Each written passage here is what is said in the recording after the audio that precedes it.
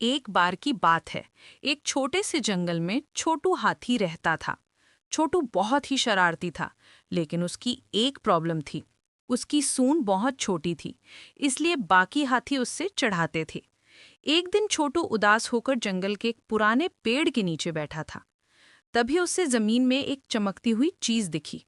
उसने खोदा तो एक लाल रंग की टोपी मिली। ये तो बहुत सुंदर है। छोटू ने खुश होकर टोपी पहन ली। और फिर धाम! अचानक छोटू की सूंड बड़ी होने लगी। नहीं नहीं। बहुत ज्यादा बड़ी, इतनी लंबी कि वो जमीन से आसमान तक पहुंच गई। अरे बाप रे। छोटू चिल्लाया, ये क्या हो गया?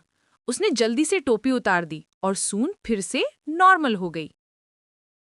ओहो, ये तो जादुई टोपी है, छोटू समझ गया। अगले दिन जंगल में भोलू भालू का बर्थडे था। सभी जानवर पार्टी में थे, पर अचानक एक बड़ी मुसीबत आ गई। बर्थडे केक पेड़ों के सबसे ऊपर वाली शाख पर अटक गया था। कोई भी इतना ऊपर नहीं पहुंच सकता था।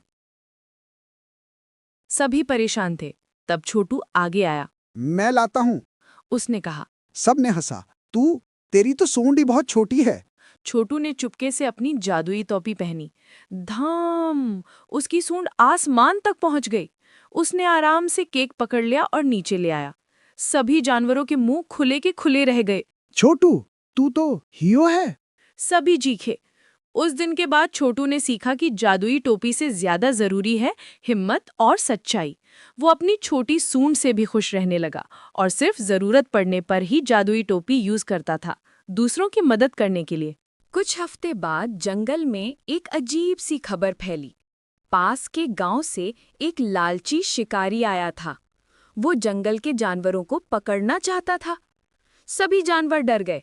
भोलू भालू ने इमरजेंसी मीटिंग बुलाई। हमें कुछ करना होगा, भोलू ने कहा। वरना वो शिकारी हम सबको पकड़ लेगा। गिलहरी पिंकी ने कहा। पर हम छोटे जानवर हैं, शिकारी तो बहुत बड़ा और ताकतवर है। तभी छोटू ने हिम्मत करके कहा। दोस्तों, घबराओ मत, हम मिलकर एक प्लान बनाएंगे। सब छोटू को देखने लगे।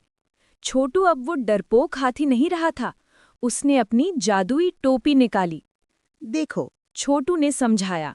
कल सुबह जब शिकारी जंगल में आएगा, मैं अपनी जादुई टोपी पहनकर अपनी सूंड इतनी लंबी करूंगा कि जंगल के सबसे ऊपर तक पहुंच जाए।